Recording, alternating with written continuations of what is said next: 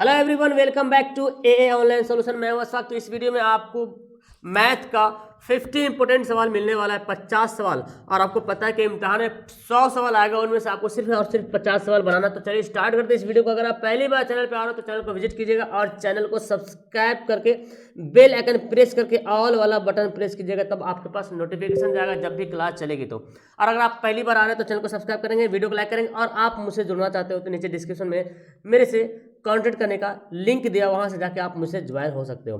तो चलिए स्टार्ट करते हैं। यहाँ पे 2017 में जो आपका एग्जाम होने वाला 2017-22 में है ना, उसके लिए ही मैंने सवाल यहाँ पे रेडी किया है। तो that's very very important, so don't miss this video and let's start. चलिए सबसे पहला हमारे यहाँ पे सवाल है, ये बहुलक दिया गया है, ठीक है ना, हमको मोड निकालना है। एंड इंटरेस्टिंग मैटर ये है ना कि यहाँ पे आपको सवाल इंग्लिश एंड हिंदी में दोनों में मिलने वाला है, ठीक है ना। तो डोंट वरी, आप किसी भी बोर्ड से हो, डोंट वरी से कोई मतलब नहीं, लेकिन आपका ऑब्जेक्टिव हर बोर्ड में आ रहा तो आपको सवाल देखना बहुत ही जरूरी है, चाहे वो कोई भी हो, बिकॉज सवाल आपके ही लेसन का है। बहुलक निकालना है यानी कि मोड निकालना। अब देखिए बहुलक कैसे निकालते हैं, सिंपल सा, ये तो बहुत आसान सा सवाल है। बहुलक निकालने के लिए बोला गया है, तो इसमें जो ज़्यादा बार रिपीट हो रहा है, जिसकी फ्रीक्वेंसी ज़्यादा हो, जिसकी बारंबारता ज़्यादा हो, बारंबारता का मतलब हुआ जो ज़्यादा बार रिपीट हो रहा है, जो सबसे ज़्यादा बार रिपीट हो रहा है वो हो गया बारंबारता। तो जिसकी बारंबारता ज़्यादा हो वही बहुलक कहलाएगा। देखिए 7 यहाँ पे 1 बार 2 बार 3 बार, इसमें इस आंकड़ा में 7 जो है ज़्यादा बार आ रहा, तो यही आंसर हो जाएगा हमारा ऑप्शन नंबर सी, यही बहुलक इसका हो जाएगा, ठीक है ना। सेकंड सवाल यहाँ पे क्या बोलता है, 13 और 19 के बीच समांतर माध्य निकालना है, ठीक है ना। समांतर माध्य निकालना है, एक सवाल पक्का आता है समांतर माध्य वाला। तो करना क्या है ना, जो कुछ दिया रहे 13 और 19 उसको ऐड कर देना है, उसको जोड़ देना है। और 2 अंक है, 2 डिजिट है यहाँ पे, तो 2 से डिवाइड कर देना है। तो 9 3 12 और 1 1 2 1 3 32 बटे 2 यानी कि 16। तो हमारा ऑप्शन क्या हो जाएगा, ऑप्शन नंबर बी इसका बिल्कुल करेक्ट आंसर हो जाएगा। आगे सवाल देखते हैं, सवाल इंपॉर्टेंट है। यदि द्विघात समीकरण ये दिया हो, मूल अगर बराबर हो तो पी का वैल्यू क्या होगा। अब देखिए द्विघात समीकरण का मूल बराबर हो तो उसका फॉर्मूला क्या होता है, बी स्क्वायर माइनस 4ac बराबर 0। जब 0 होगा तभी मूल बराबर होगा, ठीक है ना। बी स्क्वायर माइनस 4ac 0 के बराबर होगा तभी वो मूल जो है बराबर होगा, ठीक है ना। तो अब देखिए यहाँ पे ना जो ये दिया हुआ ना, ये स्क्वायर है बाबू, ठीक है ना। ये ए दिया हुआ यानी कि एक्स स्क्वायर जिससे मल्टीप्लाई हो रहा वो ए है, तो ए कितना हो गया 1 हो गया, चूंकि 1 से मल्टीप्लाई हो रहा। और ये जो एक्स से हो रहा वो बी कहलाएगा, यानी कि बी कितना होगा माइनस पी हो जाएगा, और ये सी हो जाएगा, ठीक है ना। अब इसका वैल्यू यहाँ पे पुट करते हैं, बी का वैल्यू कितना है माइनस पी है, तो माइनस पी का स्क्वायर माइनस 4, और ए का वैल्यू कितना है 1 है ना। देखिए एक्स स्क्वायर किससे मल्टीप्लाई हो रहा, 1 से मल्टीप्लाई हो रहा, तो 1, और सी का वैल्यू कितना है 4 इक्वल टू 0। देखिए पी का स्क्वायर करो तो क्या हो जाएगा, पी स्क्वायर हो जाएगा, और माइनस का भी स्क्वायर करना है तो माइनस माइनस प्लस हो जाएगा, पी का स्क्वायर, और 4 चौक 16 प्लस माइनस माइनस, 4 एकम 4 और 4 चौक 16, यहाँ पे मैंने कर दिया। उसके बाद ये 16 को दाएं तरफ भेज दीजिए, तो ये जो माइनस 16 है जाके क्या बन जाता है, प्लस 16 बन जाता है। ओके, अब स्क्वायर को जब यहाँ से हटाएंगे तो ये जाके रूट बनेगा प्लस माइनस में, यानी कि 16 का वर्गमूल होता है 4 प्लस माइनस। ऑप्शन नंबर क्या हो जाएगा, बी बिल्कुल करेक्ट आंसर होगा। इसी तरह का सवाल आपको एग्जाम में पूछने वाला है, तो बस एकदम मन से इसको पढ़ने की कोशिश करें। ए और बी आभास संख्याएं हैं, तो ए और बी का लासा क्या होगा, एलसीएम क्या होगा, ए और बी का लासा। देखिए लासा मतलब एलसीएम, तो ए और बी दोनों क्या आभास संख्या, आभास संख्या बोलता है जो किसी से ना 1 से कटे और खुद से कटे, उसके अलावा किसी से ना कटे, उसको बोलते हैं आभास संख्या। तो एक एग्जांपल मैं देता हूं जिसके अनुसार आप इसका आंसर बता दीजिएगा। मान लेते 2 आभास संख्या 3 है और 5 है, ये 2 आभास संख्या है। अगर इसका मैं एलसीएम निकालने बोलूँ तो क्या करेंगे, आप इन दोनों को मल्टीप्लाई कर दीजिएगा, क्योंकि यहाँ पे तो कुछ कॉमन हो नहीं रहा है ना, तो 3 5 15 एलसीएम हो जाएगा। तो यहीं पे ए और बी का अगर हमको एलसीएम निकालना तो ए और बी क्या आ जाएगा, मल्टीप्लाई हो जाएगा, गुना हो जाएगा। ऑप्शन नंबर क्या आ जाएगा, बी यहाँ पे राइट हो जाएगा। आगे सवाल है कि एक्स और वाई दिए हो, इसकी मूल बिंदु क्या होगा, ऑरिजिन पॉइंट से दूरी क्या होगा। तो डायरेक्ट इसका ऑरिजिन पॉइंट का आपको फॉर्मूला बताना है, यानी कि सूत्र बताना है। तो देखिए एक्स स्क्वायर और वाई स्क्वायर, का ओवर रूट, यही इसका फार्मूला होता है। जब मूल बिंदु से दूरी जब निकालने बोले जाएगा तो यही इसका क्या हो जाएगा, फार्मूला हो जाएगा, ठीक है ना। चलिए आगे सवाल यहाँ पे क्या है, बहुलक निकालना है, ठीक है ना। तो देखिए फिर बहुलक निकालने के लिए बोला जा रहा है, लेकिन यहाँ पे जो सवाल है ना, सवाल यहाँ पे कुछ और दिया हुआ है। देखिए मैंने क्या बताया था पहले वाला सवाल में, जो ज़्यादा बार रिपीट हो रहा है उसको बहुलक बोला जाएगा, ठीक है ना। तो यहाँ पे रिपीट देखिए कितना बार हो तो नहीं आ रहा, कोई भी रिपीट नहीं हो रहा, तो हमको बहुलक निकालना है। तो फिलहाल मुझे बहुलक का फार्मूला बताना पड़ेगा। तो एक बहुलक का फार्मूला आप लोग नोट कर लीजिएगा, 3 गुना माध्यक, माध्यक बोलते हैं मीडियन को बोलते हैं, ठीक है ना, median, 3 into median minus 2 into mean, माध्य, ये फार्मूला। तो हमको पहले माध्यक निकालना पड़ेगा और माध्य निकालना पड़ेगा। तो इस सवाल से हम माध्यक भी निकालने के लिए जान जाएंगे। माध्यक कैसे निकालते हैं, तो माध्यक निकालने के लिए पहले इसको अरेंज करते हैं, असेंडिंग ऑर्डर या डिसेंडिंग ऑर्डर में, आरोही क्रम या अवरोही क्रम में। तो अरेंज कर लो, 2 4 3 5 6 हो गया अरेंज, बढ़ते क्रम में हो गया, सॉरी 2 3 4 5 6 हो गया, ये 2 3 4 5 6 इस तरह से अरेंज हो गया। तो बीच वाला हमको यहाँ पे नहीं कि दो पीस इधर साइड करना दाएं तरफ से, 2 पीस बाएं तरफ से साइड करना है, जो बीच वाला बचेगा वही कहलाएगा माध्यक, वही क्या कहलाएगा, माध्यक कहलाएगा। तो बीच में 4 बच रहा ना, हो गया, दोनों तरफ से बराबर बराबर छाटना है, बीच में बचाना है, कुछ ना कुछ तो जरूर बचाना है, ठीक है ना। तो यहाँ पे 4 बचेगा। और माध्य कैसे निकालेंगे, तो माध्य निकालने के लिए सबको जोड़ देते हैं, तो जोड़िए, 6 2 8, 8 4 12, 12 5 17, 17 3 कितना हो गया 21। तो 21 बट्टे कितना है, के पीस है 5, 2 1 3, 1 2 3 4 5, इसको क्या करें 5 से डिवाइड कर देंगे। एक बार फिर से जोड़ लेते हैं, कहीं गलती तो नहीं है ना। 6 2 5 3 8, 6 2 8 8 16, 16 4 सॉरी 20 होगा ना, मैंने तो गलती कर दिया। 6 2 8, 8 4 12, 12 5 17, 17 3 20 होगा, सॉरी 20 होगा। तो 5 चौके 20, तो यहाँ पे कितना हो गया, 2 गुना 4 हो गया, 4 तिया 12 और 4 दूना 8, कितना गया 4। ये 4 क्या आ गया, इसका बहुलक आ गया, यानी कि ऑप्शन नंबर डी हो गया। क्लियर है। चलिए आगे सवाल बोला जाता है क्या, कि ये जो दोनों देख रहे हैं ना, ये मान लीजिए हमारा A1 है, ये वाला A2 है, ये वाला A3 है, ये समांतर श्रेणी में है। क्या है, समांतर श्रेणी में है, तो x का वैल्यू क्या होगा, समांतर श्रेणी समझ रहे हैं, जो भी समांतर श्रेणी में होता है उसके बीच का डिफरेंस बराबर होता है। जैसे कि अगर मैं बोल दूं कि 2 4 6, क्या ये समांतर श्रेणी में है, तो बोलेंगे हाँ सर समांतर श्रेणी में है। कैसे है, क्योंकि इसके बीच का डिफरेंस जो है बराबर है। देखिए 4 में से 2 घटाएंगे तो 2 बचेगा, 6 में से 4 घटाएंगे तो भी 2 बचेगा, 8 में से 6 घटाएंगे तो 2 भी 2 बच रहा, यानी कि डिफरेंस क्या है, बराबर है। जब डिफरेंस बराबर हो तब मुझे क्या करना है ना, जब डिफरेंस बराबर हो तो इसका मतलब यहाँ पे डी का वैल्यू जो आएगा बराबर आएगा, डी का वैल्यू क्या आएगा, एकदम बराबर आएगा। चलिए तो मुझे पहले ई दोनों से डी का वैल्यू निकालेंगे, उसके बाद ई दोनों का डी का वैल्यू निकालेंगे, ठीक है ना। यानी कि A2 को A1 से मल्टीप्लाई करेंगे तो डी का वैल्यू निकल जाएगा, और A3 को A2 से सॉरी घटाएंगे तो डी का वैल्यू निकलेगा। A2 को A1 से घटाएंगे डी का वैल्यू निकलेगा, A3 को A2 से घटाएंगे तो डी का वैल्यू निकलेगा। और आपको पता है समांतर श्रेणी में डी का वैल्यू बराबर होता है, क्योंकि सवाल बोला जा रहा है समांतर श्रेणी में है। चलिए तो A2 कितना है 3x है, और A1 कितना है 2x माइनस 1 बराबर, A3 कितना है 6x माइनस 1, और A2 कितना है 3x। देखिए हो गया, यही तो बनाना पड़ेगा। तो 3x minus 2x minus plus 1, यहाँ पे क्या जाएगा 6x माइनस 1 माइनस 3x। अब क्या करेंगे, देखिए 3x में से 2x घट जाएगा ना, तो क्या बचेगा x प्लस 1 बचेगा, और यहाँ पे 6x में से 3x घटेगा तो 3x माइनस 1 बचेगा। अब मुझे क्या करना, इस 3x को इधर लाइए, सॉरी 2x बचेगा ना, 2x है, इस 2x को इधर लाएंगे तो x से बराबर x माइनस 2x हो जाएगा, प्लस आके माइनस बन जाता है, और माइनस 1 और ये वाला 1 जाके क्या बनेगा, माइनस बचेगा, ठीक है ना। तो x में से 2x घटाएंगे जी, इस 2x में से इससे घटाएंगे तो क्या बचेगा -x, यहाँ पे -2, ये दोनों तरफ माइनस क्या होता है, कट जाता है ना, तो x से बराबर क्या आ गया, x से बराबर आ गया 2, यानी कि x का वैल्यू कितना है 2 के बराबर है। अब अगर आप इसको 2 का वैल्यू रखते हो ना और देखते हो क्या डिफरेंस बराबर है, तो डिफरेंस भी हमारा बराबर आने वाला है। चलिए मैं एक बार इसकी जांच कर लेता हूँ। 2 तो 2 दूना 4, 4 में से घटेगा तो 3 होगा, 3 दूना 6 हो जाएगा, और 6 दूना 12 में से घटेगा कितना हो गया 11। देखिए कितना यहाँ पे डिफरेंस आ रहा, 2 दूना 4 में से 2 दूना 4 में से 3 बचा, और 3 दूना 6 बचा, 6 दूना 12 में से 1 घटेंगे तो 11, यहाँ पे तो आने रहा। लेकिन फिलहाल हमारा आंसर क्या हो गया, ऑप्शन नंबर यहाँ पे 2 जो है करेक्ट आंसर हो गया, ठीक है ना। यहाँ पे क्या करना, आपको A2 से A1 घटाना है, ठीक है ना। तो A2 3x है और A1 2x - 1 है। फिर A3 से A2 घटाना है, तो A3 6x - 1 हो गया और A2 कितना हो गया, 3x हो गया।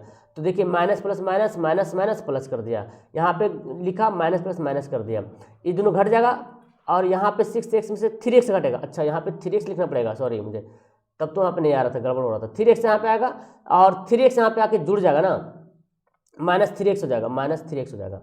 तो यहाँ पे कितना बचेगा मेरे पास, बच जाएगा -2x बचेगा जी, ठीक है ना। -2x बचेगा और कटेगा तो 2 2 भी कट जाएगा, बचेगा कितना 1, इसलिए मेरा वहाँ पे सही नहीं आ रहा था, ठीक है ना। तो अब देखो सही आ जाएगा। अब अगर चेक करते हो तो अब आपका जो है बिल्कुल यहाँ पे राइट आंसर हो जाएगा, क्योंकि चेक करेंगे 2 एकम 2 में से घटेगा 1, 3 एकम 3 और 6 एकम 6 में से घटेगा 5। देखिए 2 2 का डिफरेंट है, मतलब सही हो रहा, ठीक है।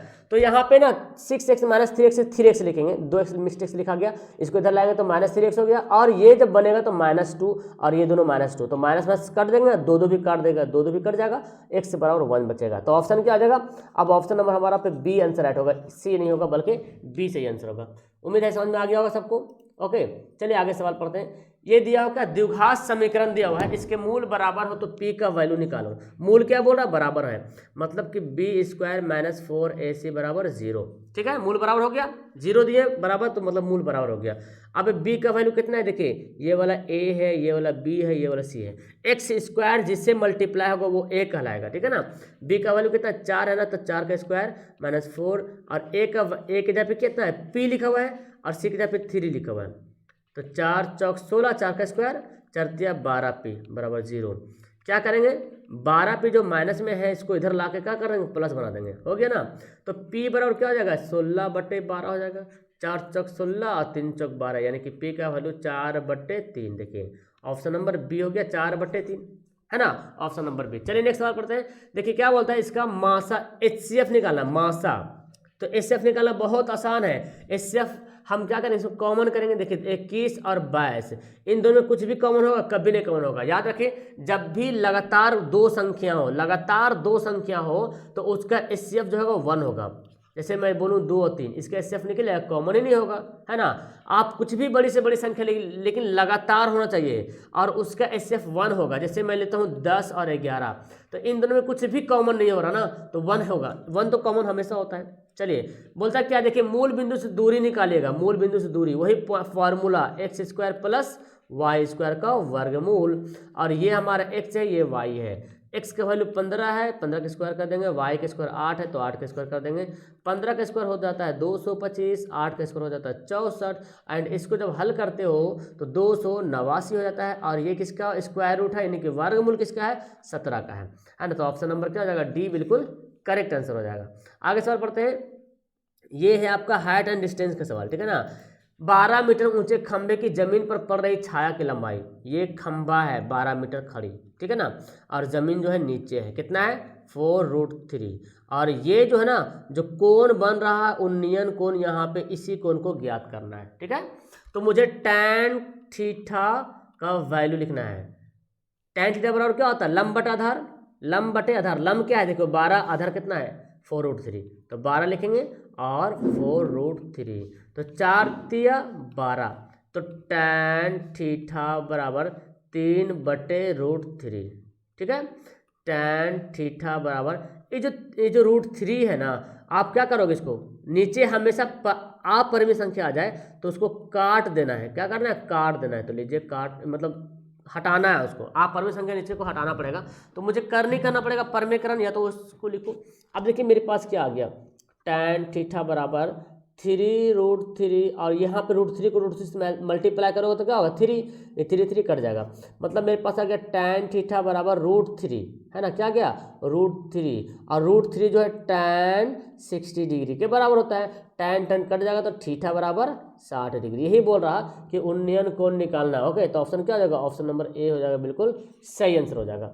नेक्स्ट सवाल देखिए यहाँ पे क्या है, ABC एक समकोण त्रिभुज है, राइट एंगल ट्रायंगल है, तो C बराबर 90 डिग्री है और cos A + B का वैल्यू निकालना है। देखिए A और B C यहाँ पे एक है ABC, ठीक है। यहाँ पे क्या बोला, C जो है 90 डिग्री, 90 डिग्री C होगा, B नहीं होगा, C होगा। तो मुझे यहाँ पे C लिखना पड़ेगा और यहाँ पे B लिखना पड़ेगा। ये हो जाएगा 90 डिग्री, है ना, ये क्या होगा 90 डिग्री। अब देखिए बोला कि कॉस ए प्लस बी, मतलब ए और प्लस बी। अब जब ये सी अकेले 90 डिग्री हो गया तो ये दोनों मिलकर भी 90 बनेगा, क्योंकि त्रिभुज के तीनों कोण मिला करके 180 डिग्री होता है। तो चलिए मुझे क्या पूछ रहा, कॉस ए प्लस बी, तब तो जाहिर सी बात है कि ए और बी मिलकर 90 डिग्री होना ही होना है ना जी। तो हम क्यों ना इसको कॉस 90 लिख दें, और कॉस 90 बराबर क्या होता है, कॉस 90 बराबर होता है 0, है ना। तो ऑप्शन नंबर क्या हो जाएगा, ए हो जाएगा। क्लियर है, साइन 0 बराबर 0 और उल्टा उसका उल्टा कॉस 90 बराबर 0। ओके, आगे सवाल यहाँ बोलता है क्या, डिस्टेंस फार्मूला यूज करना है, डिस्टेंस पॉइंट निकालना आपको, डिस्टेंस बिटवीन टू पॉइंट। तो ये दोनों बीच के दो पॉइंट की दूरी निकालना है कि इस दो पॉइंट और इस पॉइंट के बीच की दूरी कितनी होगी। तो इसका फार्मूला होता है x1 माइनस x2 का whole square plus y1 minus y2 का होल स्क्वायर का वर्गमूल। ठीक है, देखिए x1 कितना है, ये -2 x1 है -2, और x2 कितना है, देखिए -2, x2 भी -2 मैंने दिया। तो यहाँ पे सवाल में माइनस है, फॉर्मूला में माइनस है और सवाल में माइनस, तो माइनस माइनस क्या हो जाएगा, प्लस हो जाएगा। y1 कितना है, -3 है, और y3 कितना है, -3। तो y1 भी, y2 जो है ना -3 है और y1 भी -3 है। सवाल देखिए फॉर्मूला यहाँ पे -2 दिख रहा है, y बराबर -2, और यहाँ भी दे रहा -3, तो माइनस माइनस +3 का वर्गमूल। अब इसको जब घटाओगे तो क्या बचेगा, 0, इसको घटाओगे 0 बचेगा, 0 को स्क्वायर करो, रूट करो, जो करना है वो सब के सब क्या आ जाएगा, 0 के बराबर आ जाएगा। क्लियर है, सवाल समझ में आ रहा। अब देखिए यहाँ पे सवाल 14 नंबर सवाल बोलता है, एक बेलन तथा एक शंकु के आधार की त्रिज्याएं दिया हो अनुपात, तो उसकी ऊंचाई का भी अनुपात दिया हो, तो शंकु और बेलन के आयतन का अनुपात निकालना है। पहले शंकु फिर बेलन के आयतन का अनुपात। तो शंकु का फॉर्मूला पे लिखेंगे, शंकु पहले शंकु निकालेंगे, उसके बाद फिर बेलन निकालेंगे। शंकु कोण, बेलन बोलते हैं सिलेंडर को। तो शंकु का आयतन का फॉर्मूला क्या होता है, 1/3 पाई आर स्क्वायर एच, अनुपात लिख देते हैं यहाँ पे। बेलन का क्या होता है, पाई आर स्क्वायर एच होता है। अब देखिए जी 1/3 पाई पाई काट दीजिए यहाँ पे, ठीक है ना। अब देखिए ये जो शुरू वाला 3 है ना, ये बेलन की त्रिज्या है, और जो 4 है ना ये शंकु की त्रिज्या, चूंकि शुरू में पहले बेलन बोल रहा तब शंकु बोल रहा है, तो शुरू वाला बेलन होगा फिर शंकु होगा, लेकिन सवाल शंकु और बेलन का अनुपात निकालने बोला, कोई दिक्कत नहीं। तो बेलन की त्रिज्या कितना है, पहले शंकु ने, शंकु की त्रिज्या कितना है, देखो शंकु की त्रिज्या 4 है ना, बाद वाला शंकु है, तो 4 का स्क्वायर कर देते डायरेक्ट, 4 चौक 16। और एच किसका, शंकु का, ये वाला बेलन वाला है, ये शंकु वाला ऊंचाई है, तो 3 हो जाएगा यहाँ पे।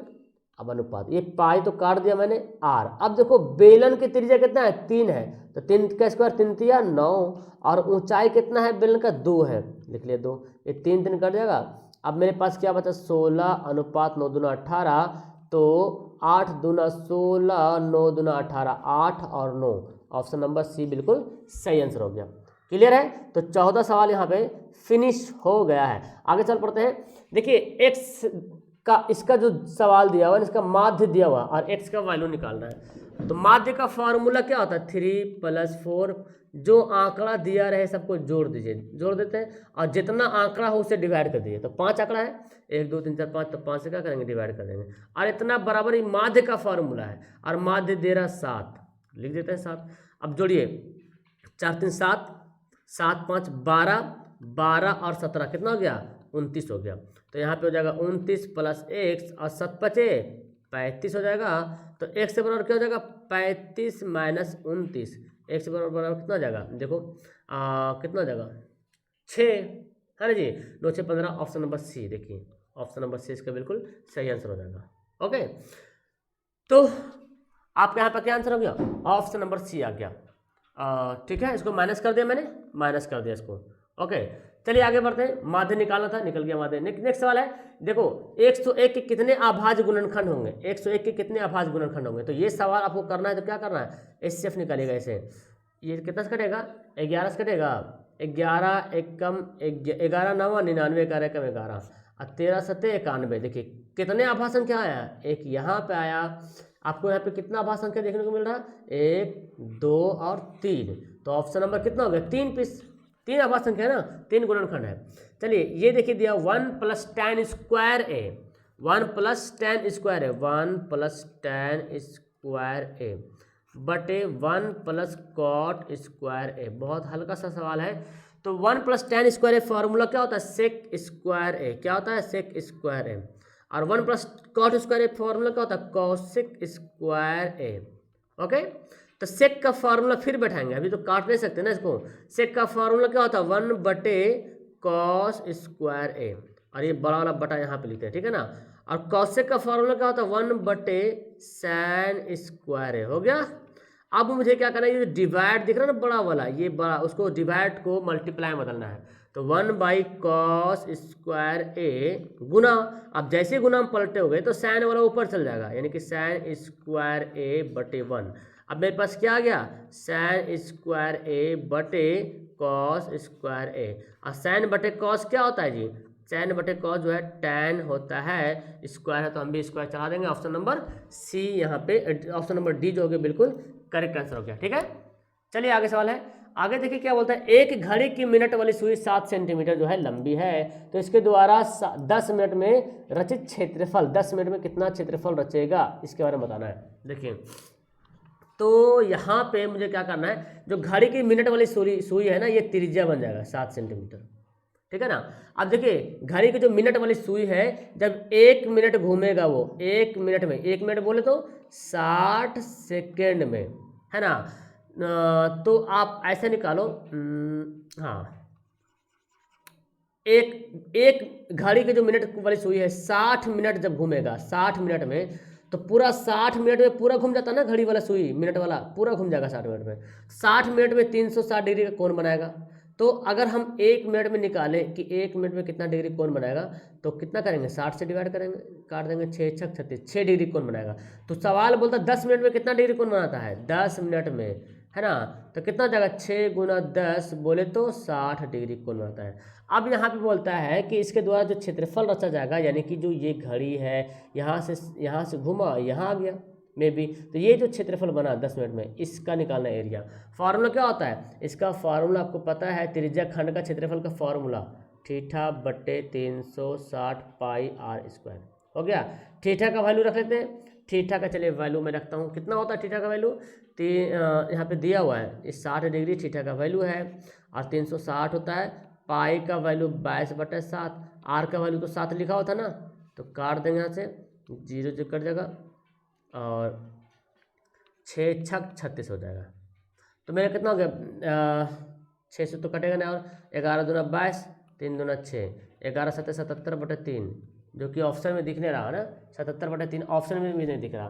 तो मुझे क्या करना था, देखिए अब आपको एक बार फिर से मैं समझा दूं कि 60 मिनट में सुई जो है 360 डिग्री कोण बनाता है, तो 1 मिनट में 6 डिग्री कोण बनाएगा, और उसी तरह 10 मिनट में 60 डिग्री कोण बनाएगा। अब ये 10 मिनट में जो रच रहा क्षेत्रफल उसका निकालना है, फार्मूला θ/360 πr², थीटा का वैल्यू 60/360, पाई का वैल्यू 22/7, r², आर कितना, लंबी 7 सेंटीमीटर, 7 लंबी हो गया, 0 0 काट दिए, 6 6 36 हो गया, 7 7 काटा, और 3 दूना 6, और आधा किया, 11 दूना 22, 11 7 77/3, मतलब इनमें से कोई नहीं, ऑप्शन नंबर डी यहाँ पे राइट हो गया। क्लियर है। दोनों अवस्थित है, किस ओर में दोनों अवस्थित है, देखिए सवाल आता है, कन्फ्यूजन होना होता है थोड़ा थोड़ा। क्या करना मुझे, ये देखिए मेरे पास है ये वाला ग्राफ, ठीक है। ये जो x वाला, x का वैल्यू कितना दिया, पहले एक पॉइंट दिया 3 2, तो 3 भी प्लस में 2 भी प्लस में, मतलब प्रथम क्वाड्रेंट में होगा। तो 3 2 कहते हैं, यहाँ पे मान लें 3 है, यहाँ पे 2 है, तो मिला जुला के यहाँ पे आ जाएगा 3 2, ठीक है ना। -3 2, -3 2 मतलब क्या हुआ, फर्स्ट सेकंड क्वाड्रेंट में होगा, क्योंकि x माइनस में है, तो -3 और 2, तो यहाँ पे मान लें 3 -3 होगा, यहाँ ऊपर में 2 होगा, तो -3 2। ये पूछा जा रहा है कि x अक्ष के एक ही ओर है कि दोनों ओर है, तो x अक्ष पे तो है नहीं, y अक्ष पे भी है नहीं। अब बोलते हैं x अक्ष के एक ओर या दोनों ओर, देखिए x अक्ष का एक ओर इधर है और दूसरा ओर इधर है, x अक्ष का एक ओर ऊपर है, दूसरा ओर नीचे है, y अक्ष का एक ओर इधर है, दूसरा ओर इधर है, ठीक है ना। तो y अक्ष के तो दोनों ओर है ना, लेकिन x अक्ष के केवल एक ही ओर है। ऑप्शन नंबर सी यहाँ पे टिक आउट करना आप लोग को, ठीक है ना। नेक्स्ट सवाल यहाँ पे बोलता है, क्या सवाल बोलता है, ये देखो दिया हुआ है कि इसका निकालना हमको क्या, x और y का वैल्यू निकालना, हल करना है। तो चलिए हल करते हैं।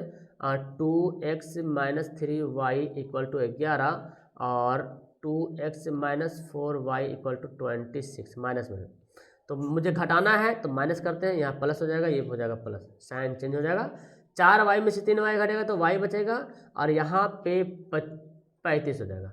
y का वैल्यू 35 एक जगह दिख रहा है आपको, और यही होगा। चलो लेकिन नन ऑफ दिज है तो एक ठो और बनाना जरूरी है। y का वैल्यू डाल दो किसी एक में। चलिए मैं फर्स्ट में डाल देता हूँ y का वैल्यू इसमें, तो 2x - 3, y का वैल्यू 35 बराबर 11। 2x बराबर 11 प्लस 35 दिया तो 5 दिया 15, 3 3 9 10, 105, ठीक है ना। तो 2x बराबर क्या जाएगा, 105 11 जोड़ो, 5 1 6 और 116, 2 से काटेंगे, 2 5 10, 2 8 16, देखिए x का वैल्यू कितना हो गया, 58 हो गया। तो यही हमारा ऑप्शन नंबर सी यहाँ पे राइट होगा। ओके, तो जब इनमें से कोई नहीं है तो रहे ना, तो एक बार फिर से बनाइएगा आप लोग। देखिए क्या बोलता है, दो चर एक्स वाई जेड रैखिक समीकरण के कितने अधिकतम हल होंगे, अनगिनत हल होंगे। अधिकतम हल मतलब अनगिनत हल हो सकते हैं। देखिए सिंपल सी बात है, जैसे अगर मैं 2x + 3y बराबर 5 लिख दूं, तो यहाँ पे x का वैल्यू कुछ, x और y का वैल्यू कुछ भी रख करके मैं 5 ला सकता हूँ। अनेकों अनगिनत वैल्यू यहाँ पे रख करके 5 के बराबर ला सकता हूँ। तो इस तरह सवाल बनता तो अनगिनत हल हो जाएगा, ठीक है ना। आगे सवाल बोलता है कौन सा पद जो है 88 है, कौन सा पद 88 है। जैसे ही बोला जाएगा कौन सा पद, मतलब आपको n ज्ञात करना है। और ये जो 88 दिया हुआ ये आखिरी पद है जिसको tn बोलते हैं। तो tn बराबर a + n - 1 a × d, TA भी लिख सकते हैं, tn भी लिख सकते हैं, कोई दिक्कत नहीं है। तो tn कितना दिया हुआ, 88 दिया हुआ। a का वैल्यू क्या है, शुरू वाला जो 1 है ना, ये a है, प्लस n - 1 × d, और d क्या है, देखिए इसके बीच का डिफरेंस घटाइए, किसी को भी घटाइएगा तो 3 आएगा। तो अब देखो 88 हो गया, ये n लिख दो ऐसे ही, प्लस 3n - 3, गुना कर देंगे 3 से। अब मुझे क्या करना, 88 हो गया, ये 3 में से 1 घटेगा, कितना होगा, -2 हो जाएगा, प्लस 3n हो जाएगा। इस 2 को इधर ला दो, तो 2 इधर लाओगे तो क्या बनेगा, प्लस बनेगा, और 88 में 2 जुड़ जाएगा आके, तो क्या हो जाएगा, 90 हो जाएगा। यहाँ पे 3n, तो 30 दिया 90, तो इसलिए n का वैल्यू कितना हो गया, 30 हो गया। ऑप्शन नंबर सी यहाँ पे बिल्कुल राइट हो गया। Okay, option number C. Okay, चलिए आगे सवाल देखते हैं। आगे देखो बोलता क्या कि किस पाद में है, किस क्वाड्रेंट में है, ये बताना है किस क्वाड्रेंट में है। तो ये है हमारा एक्स और ये वाई। देखिए ये फर्स्ट क्वाड्रेंट में है, ये सेकंड क्वाड्रेंट में है, ये थर्ड क्वाड्रेंट में है, ये फोर्थ क्वाड्रेंट में, ठीक है ना। फर्स्ट क्वाड्रेंट में प्लस प्लस होता है, सेकंड क्वाड्रेंट में माइनस प्लस होता है, और थर्ड क्वाड्रेंट में माइनस माइनस होता है, और फोर्थ में प्लस माइनस होता है। अब देखना आपको सिर्फ ये साइन देखना है, 3 भी माइनस 4 भी माइनस, तो दोनों माइनस में है। ये किस में आएगा, थर्ड क्वाड्रेंट में आएगा। क्लियर है, इसको नोट कर लीजिएगा। आगे बोलता है 2 tan स्क्वायर 60 डिग्री, तो क्या करना है, इसको बनाना पड़ेगा वो 2 tan स्क्वायर 60 डिग्री। tan 60 का वैल्यू कितना होता है, √3 होता है, और स्क्वायर तो स्क्वायर डाल देंगे, √3 का वैल्यू कितना होगा, 3 होगा, √3 का स्क्वायर 3 होगा, 3 दूना 6। लेकिन ऑप्शन इनमें से कोई नहीं। क्लियर है, इनमें से कोई नहीं ऑप्शन हो गया। tan 60 का वैल्यू √3 होता है जी। ओके, स्क्वायर तो मैंने कर दिया, 3 दूना 6। चलिए आगे बढ़ते हैं। देखिए बोला क्या गया, द्वितीय बहुपद मतलब वही द्विघात बहुपद के शून्यक का योग दिया हुआ है। योग मतलब अल्फा प्लस बीटा दिया हुआ 3, और गुणनफल मतलब हो गया अल्फा इंटू बीटा जो है दिया हुआ कितना, 10 दिया हुआ, -10 में समझना 10 है, ठीक है ना। थोड़ा सा उल्टा पुल्टा हो गया इंग्लिश में, 10 है, ठीक है। अब बोलते हैं कि इनमें से कौन सा ऑप्शन सही है। तो द्विघात बहुपद का सूत्र होता है जी, द्विघात बहुपद का सूत्र होता है, क्या सूत्र होता है, x² minus alpha plus beta x plus alpha into beta, ठीक है ना। अब देखिए x का वैल्यू तो हम x से लिखेंगे, यहाँ पे तो कुछ है ना वैल्यू दिया हुआ। x अल्फा प्लस बीटा कहाँ है, देखो 3 है, तो 3x लिख देते हैं, और अल्फा इंटू बीटा कितना है, 10 है। इसको मैंने मल्टीप्लाई करना है, तो देखिए कितना होगा, 3x हो जाएगा प्लस 10 हो जाएगा, हो गया। ऑप्शन कहाँ दिख रहा, ऑप्शन नंबर ए में दिख रहा, x² माइनस 3x प्लस 10, ठीक है। किसी पासों को फेंकने पर सम संख्या आने की क्या प्रक्रिया है। सम संख्या, पासों को फेंकेंगे तो 1 2 3 4 5 6 आएगा, लेकिन सम संख्या, तो सम संख्या कौन कौन है, 2 आ सकता है, 4 भी आ सकता है, और 6 भी आ सकता है। सम संख्या की बात की जा रही है, तो कितनी संख्याएं घट सकती है, कितनी सम संख्याएं घट सकती है पासों को फेंकने पर, तो 3 सम संख्याएं घट सकती है, 3 घटनाएं घट सकती है सम संख्या वाली, और टोटल घटनाएं कितनी है, 6, क्योंकि देखो 1 भी तो आ सकता है, 3 भी तो आ सकता है, यानी कि 1/2। ऑप्शन नंबर कितना हो गया, डी हो गया, बिल्कुल सही आंसर हो गया, ठीक है ना। चलिए आगे सवाल देखते हैं। आगे सवाल यहाँ पे देखिए क्या बोलता है, अभाज्य गुणनखंड क्या है। एक्चुअली ये यहाँ पे ना देखिए, यहाँ पे ये 96 का, यहाँ पे 96 छूट गया, 96 का अभाज्य गुणनखंड क्या होगा, ठीक है ना। तो मुझे क्या करना पड़ेगा, 96 का HCF बनाना पड़ेगा। 2 से काटेंगे 48 दूना 96, फिर 2 से काटेंगे 24 दूना 48, फिर 2 से काटेंगे 12 दूना 24, फिर 2 से काटेंगे 6 दूना 12, फिर काटेंगे 2 से 3 दूना 6। 2 कितना बार आया देखो, 1 2 3 4 5 बार आया, तो 2 पर पावर 5, 2 5 बार आया, 3 एक बार आया, 2 5 पर। तो ऑप्शन भी नहीं दिया हो ना, ऑप्शन नंबर डी। देखिए ऑप्शन नहीं दिया हुआ है तो क्या हो जाएगा, इनमें से कोई नहीं। अगर हमारा दिया रहता आंसर तो हो जाता। आगे सवाल है, आर त्रिज्या वाले गोले का आयतन, गोले का आयतन का direct formula 4/3 pi r cube. क्या होगा, 4/3 pi r cube, option number A, ठीक है ना, 4/3 पाई आर क्यू, ठीक है ना। और ये जो देख रहे हैं ऑप्शन नंबर बी, ये अर्ध गोले का आयतन है, ठीक है ना, ये अर्ध गोले का आयतन है। ओके, आगे सवाल देखिए, 1 minus cos square into 1 plus cot square. तो 1 माइनस कॉस स्क्वायर का फॉर्मूला क्या होता है, 1 माइनस कॉस स्क्वायर का फॉर्मूला होता है साइन स्क्वायर थीटा, और 1 प्लस कॉट स्क्वायर का फॉर्मूला होता है कॉसेक स्क्वायर थीटा। और आपने पढ़ा है कि sign square theta into cosec square theta बराबर 1 होता है। तो यहाँ भी हम कर देंगे 1, स्क्वायर है तो स्क्वायर चढ़ा देंगे, और 1 का स्क्वायर तो 1 ही होता है ना। ऑप्शन नंबर क्या हो गया, डी, यहाँ पे बिल्कुल सही आंसर हो गया। आगे देखिए, यहाँ पे एक त्रिभुज है दिया हुआ इस तरह से, इस तरह से एक त्रिभुज दिया हुआ है, ठीक है ना, ABC, और यहाँ पे एक लाइन जा रहा DE। ओके, समांतर बोल रहा। अब बोलते हैं AD अनुपात DB है दिया हुआ, AD अनुपात DB। जैसे इधर बाएं तरफ जैसे चलेंगे, दाएं तरफ भी ऐसे चलेंगे, इधर AD फिर DB, तो इधर भी क्या होगा, AE और EC, ठीक है ना। तो बोलता है AE अनुपात X, और X क्या है, तो X भाई देखो AD बटे AB, AD बटे AB दिया हुआ है, सॉरी AD बटे AB दिया हुआ है। तो मुझे अब इसका चाल ऐसे नहीं होगा, इसको बदलना पड़ेगा। देखिए यहाँ पे देखें, AD, ये वाला AD है, और बोलते हैं AB, तो AB कहाँ जाएगा, ये वाला बड़ा जाएगा, पहले छोटा वाला फिर बड़ा वाला, ठीक है ना। तो हम भी पहले छोटा वाला लेंगे और फिर बड़ा वाला करेंगे। तो AD बटे AB बराबर AE बटे AC हो गया। तो EX के जगह पे क्या आया, AC आया, ऑप्शन नंबर सी यहाँ पे बिल्कुल करेक्ट आंसर हो गया। समझ में आया आपको। तो आइए सवाल नंबर 31 पढ़ते हैं, जो कि अब अगला सवाल यहाँ पे देखने को मिल रहा है। सवाल क्या बोलता है, बाह्य बिंदु से वृत्त पर खींची गई स्पर्श रेखाओं की लंबाई क्या होगी। बाह्य बिंदु से यानी कि जो एक्सटर्नल पॉइंट से कोई एक वृत्त है, ठीक है ना, और बाहर में कोई पॉइंट है, इससे हम सिर्फ और सिर्फ 2 ही स्पर्श रेखाएं खींच सकते हैं, सिर्फ और सिर्फ 2 ही, जहाँ पर टच होगा सिर्फ 2 ही स्पर्श रेखाएं खींच सकते हैं। बाहर वाला कोई पॉइंट से, P वाला कोई पॉइंट है, यहाँ से आप सिर्फ 2 ही स्पर्श रेखाएं खींच सकते हैं, और दोनों स्पर्श रेखाओं की लंबाई क्या होती है, बराबर होती है। ऑप्शन नंबर क्या हो जाएगा, बी यहाँ पे राइट हो जाएगा, ठीक है ना। आगे सवाल बोला जा क्या जा रहा, सवाल देखिए, बोलता मूल होंगे इतना बड़ा 0, तो इसका मूल क्या होगा, मतलब x, जैसे मूल पूछे ना तो समझ लो x का वैल्यू निकालने बोल रहा।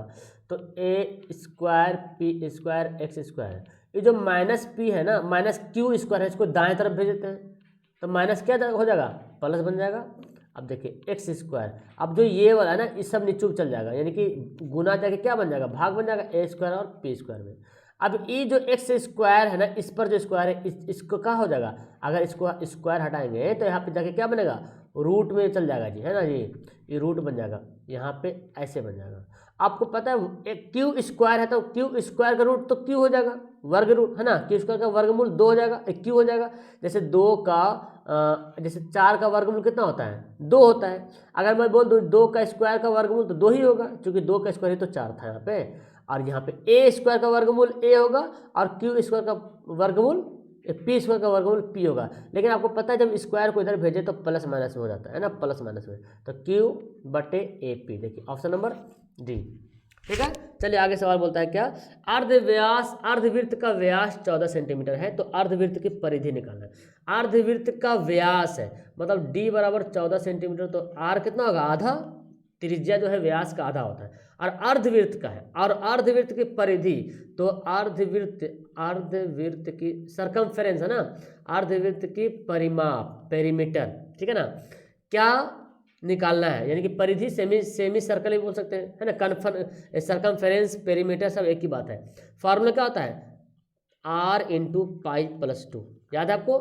तो r का वैल्यू 7 हो गया, पाई का वैल्यू 22/7, और r यहाँ पे 2 लिखते हैं, 7 हो जाएगा। यहाँ पे जब इसको हल करोगे ना, इसको हल करो, एलसीएम ले लो यहाँ पे, तो 22 + 7 × 14 हो गया। देखो इसको अब यहाँ पे बनाते हैं नीचे जगह में, तो यहाँ पे मेरे पास 7 बचा, और 14 22 कितना हो गया, 36 हो गया बटे 7, 7 7 कट जाएगा, कितना आएगा 36 आएगा। ऑप्शन नंबर सी यहाँ पे हो गया सही आंसर, है ना। चलिए आगे बोलता है, देखिए किसी वृत्त के बाहर बिंदु P से दो स्पर्श रेखाएं खींची गई है, ठीक है ना। कोई वृत्त है और कोई बाहरी बिंदु यहाँ पर से, कोई बाहरी बिंदु लिया मैंने, अरे यार यहाँ से दो स्पर्श रेखाएं खींच दिया, ठीक है ना।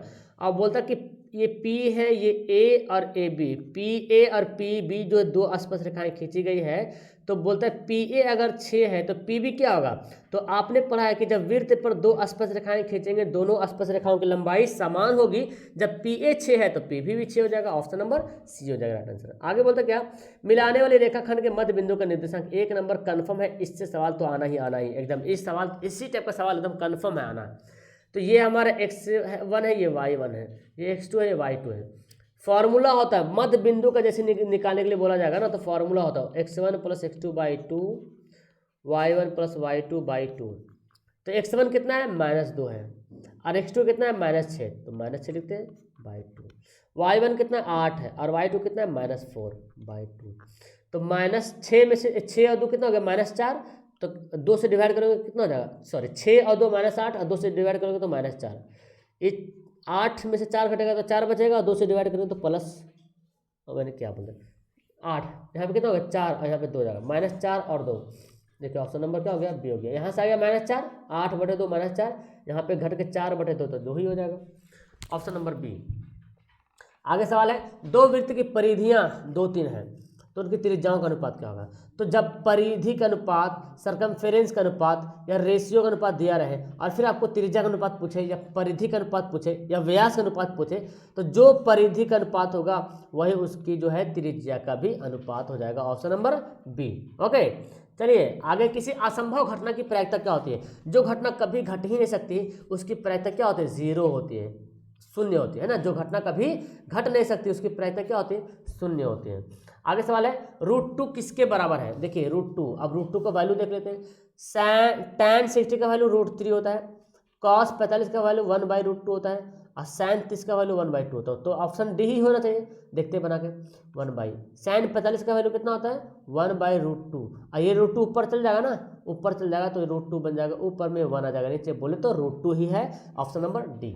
क्लियर है। आगे सवाल बोलता है, देखिए ये सवाल भी पूछा गया था बहुत बार सवाल में एग्जाम में। तो क्या करेंगे, यहाँ पे 9 लेते हैं कॉमन और मेरे पास क्या बचेगा, इधर से बचेगा sec² थीटा और यहाँ से बचेगा tan² थीटा, क्योंकि मैंने 9 तो निकाल लिया है बाहर, तो 9 सब मल्टीप्लाई से 9 निकल गया बाहर, मल्टीप्लाई से।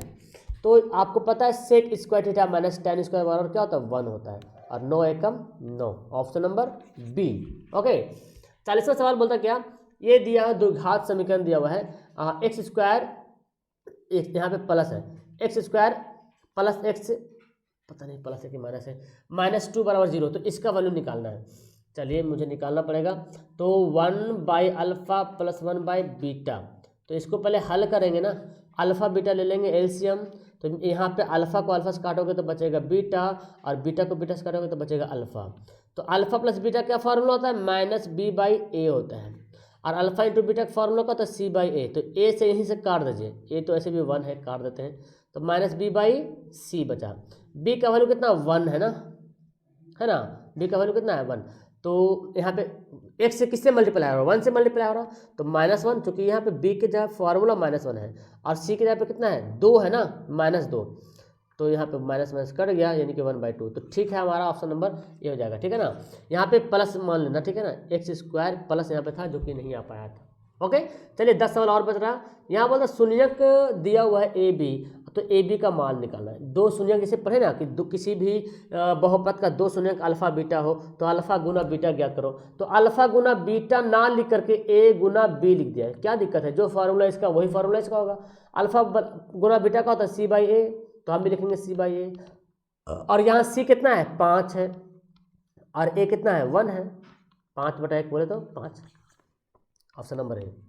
ओके आगे सवाल है, 2 परिमेय संख्याओं के बीच कितनी परिमेय संख्या हो सकती है। 2 परिमेय संख्या के बीच अनगिनत परिमेय संख्याएं हो सकती है, ठीक है ना, ऑप्शन नंबर डी। नेक्स्ट बोलता है, किसी बारंबारता का बहुलक कब होता है।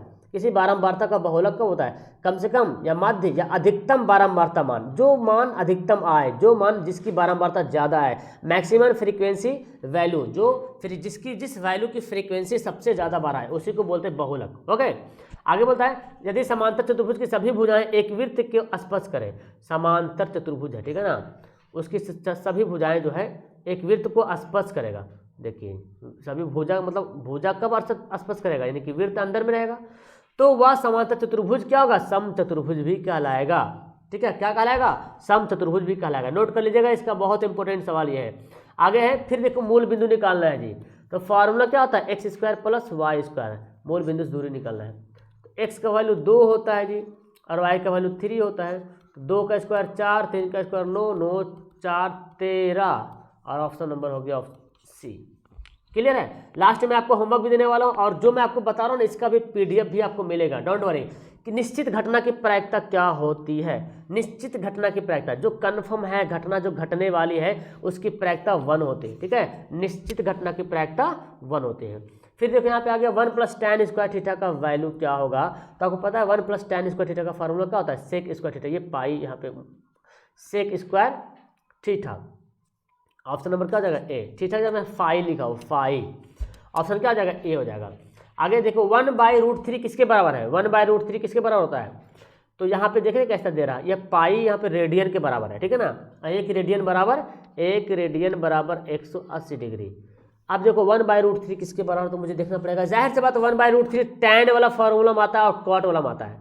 तो पहले टैन को हल करके देखते हैं। टैन यहाँ पे जो रेडियन जो लिखा हो, रेडियन के बराबर 180/30, 6 3 18, लो भाई टैन 30, और टैन 30 का वैल्यू होता है 1/√3, ऑप्शन नंबर सी। अगर इसको मैं बनाता हूँ 6 गुना कॉट, अब देखो कॉट 180/3, 3 6 18, तो 6 गुना कॉट 60 का वैल्यू कितना होता है? टैन 60 का उल्टा, यानी कि टैन 60 का √3, तो कॉस 60 का 1/√3। लेकिन 6 से मल्टीप्लाई हो रहा ना, तो फिर तो ऑप्शन होगा नहीं, सी बिल्कुल राइट हो जाएगा। ठीक है, आगे सवाल है tan π/2 किसके बराबर होगा? tan π/2 बोले तो पाई यहाँ पे रेडियन मानेंगे, तो tan 180/2 है ना, tan जो है 180/2 जो है वो किसके बराबर होगा? तो यहाँ पे देखें 90 हो जाएगा ना, तो tan 90 डिग्री। tan 90 डिग्री क्या होगा? आपको पता इनफिनाइट होता है ना, tan 90 का वैल्यू क्या होता है? इनफिनाइट होता है। ओके, tan 90 का वैल्यू इनफिनाइट होता है, ऑप्शन नंबर डी। चलिए आखिरी सवाल है, और फिर उसके बाद आपको मिलेगा होमवर्क। ये है किस चतुर्थांश में है? फिर सवाल आ गया, तो एक प्लस में है एक माइनस में। प्लस माइनस किस में होता है?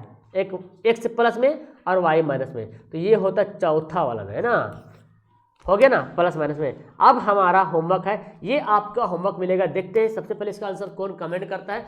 That's very important. तो आपको 50 सवाल पढ़ने में कितना मजा आया? आपको एग्जाम में 100 सवाल मिलेगा, 100 में मात्र 50 बनाना है। इसी प्रकार जो बउआ टाइप का सवाल मिलेगा ना, पहले बउआ टाइप का सवाल बनाएंगे, उसके बाद थोड़ा सा हार्ड वाला भी सवाल बना लेंगे। ओके, डोंट वरी, टेंशन नहीं लेने का, एकदम इसी तरीके से चैनल पे जुड़े रहो, और आपको बहुत ही इंपॉर्टेंट वीडियो मिलने वाली है। ओके, ताकि आपका जो प्रिपरेशन है, जो तैयारी है, एकदम बेहतर से बेहतर हो, और आप जो है मैट्रिक के एग्जाम में मैथ हो, चाहे साइंस हो, चाहे सोशल हो, सभी सब्जेक्ट यहाँ पे क्लास कराई जा रही है। तो आप चैनल पे जुड़ जाओ और वीडियो को लाइक करो सबसे पहले वीडियो को, और चैनल को सब्सक्राइब करना मत भूलिएगा, और अपने दोस्तों को शेयर करेंगे, फेसबुक व्हाट्सएप टेलीग्राम जितना ग्राम है सबसे शेयर कर देना। तो मिलता हूँ आपको नेक्स्ट वीडियो में। आपको कैसा सवाल लगा आप लाइक करेंगे, और आप नीचे कमेंट तो जरूर करेंगे, और जो मैंने सवाल पूछा है उसके लिए तो बहरहाल कमेंट करना ही करना है। ठीक है ना? Okay, that's all, thank you everyone, bye.